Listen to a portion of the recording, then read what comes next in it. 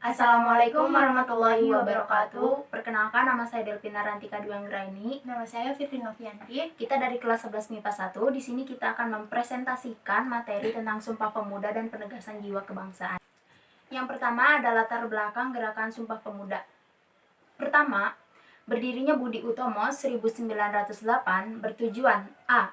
Membangun bangsa lebih baik, B. Memajukan pendidikan, pertanian, peternakan, dan kebudayaan. Yang kedua, munculnya organisasi baru seperti Trikoro Darmo, Jong Sumatrenan, Bonde, Jong Ambon, Jong Betawi, Jong Minahasa, Saka Rukun, dan Pemuda Timur. Yang ketiga, pentingnya persatuan demi mengusir penjajah untuk menyudahi penderitaan bangsa demi terwujudnya cita-cita bangsa kemerdekaan. Yang keempat, adanya organisasi PI atau Perhimpunan Indonesia, yaitu pemuda-pemuda Indonesia yang dari berbagai suku dan daerah yang tidak ada sifat kedaerahan lagi menimba ilmu di Belanda. Lalu yang kedua ada kronologi Kongres Pemuda pertama 30 April 1926. Yang pertama, sejak 1920-an, organisasi-organisasi pemuda sudah mengadakan pertemuan dan mufakat. Namun karena berbeda landasan dan masih bersifat kedaerahan, mereka tidak bersatu. Yang kedua, pada 15 November 1925 diadakan rapat pemuda untuk membentuk panitia pelaksanaan kesepakatan bersama. Dan yang ketiga, pada 30 April 1926 diadakan Kongres Pemuda pertama sebagai titik awal bersatunya pemuda Indonesia untuk kemerdekaan.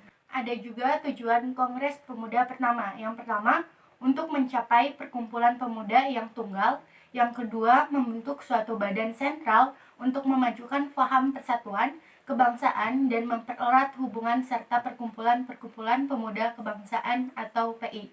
Dan yang ketiga, mencari dasar-dasar persatuan, adat istiadat, kedudukan perempuan, dan bahasa kebangsaan. Ada juga hasil Kongres Pemuda pertama pada tanggal 30 April sampai 2 Mei 1926, di mana hasilnya berupa perumusan dasar-dasar pemikiran bersama. Yang pertama, merdekanya Indonesia dari penjajahan merupakan cita-cita seluruh pemuda Indonesia. Yang kedua, seluruh organisasi kepemudaan bertujuan untuk menggalang persatuan. Selanjutnya ada kronologi Kongres Pemuda kedua pada tanggal 26 sampai 28 Oktober 1928.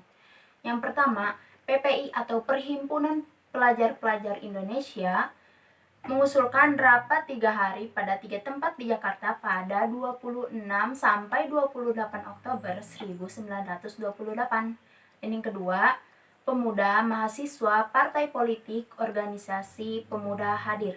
Lalu yang ketiga, terjadi insiden dengan kolonial Belanda, yaitu yang pertama ada polisi Belanda menegur pimpinan rapat untuk tidak menyebut-nyebut perihal kemerdekaan. Dan yang kedua, pemimpin rapat dipersulit, bahkan ada yang dipenjara dan diasingkan ke pulau terpencil.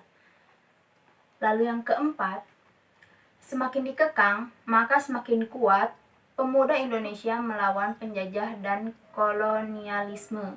Dan yang kelima, semakin kuat pula semangat merdeka dari penjajah. Lalu ada tujuan Kongres Pemuda kedua 26 sampai 28 Oktober 1928. Yang pertama, mempersatukan dan mengobarkan semangat perjuangan dan persatuan pada diri masing-masing peserta. Yang kedua, memperjuangkan hak-hak kebangsaan dan pendidikan. Yang ketiga, mendobrak penderitaan pemaksaan pengekangan. Lalu yang keempat, menjadi satu padu dengan meninggalkan daerah masing-masing dan berjuang bersama. Selanjutnya ada penutupan Kongres Pemuda kedua.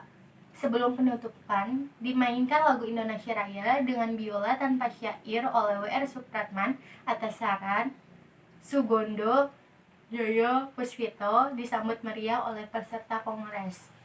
Selanjutnya penutupan rapat pemuda kedua. Yang pertama diikrarkan Sumpah Pemuda, yang kedua ditetapkan lagu Indonesia Raya sebagai lagu kebangsaan, yang ketiga ditetapkan bendera merah putih sebagai bendera nasional, dan yang terakhir penetapan organisasi YI, yaitu Young Indonesia, organisasi pemuda.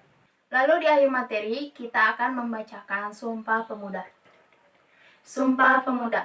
Kami putra dan putri Indonesia mengaku bertumpah darah yang satu tanah Indonesia. Kami putra dan putri Indonesia mengaku berbangsa yang satu bangsa Indonesia. Kami putra dan putri Indonesia menjunjung bahasa persatuan bahasa Indonesia. Mungkin itu saja yang dapat kami sampaikan, kurang lebihnya mohon maaf. Wabillahi taufiq wal hidayah. Wassalamualaikum warahmatullahi wabarakatuh.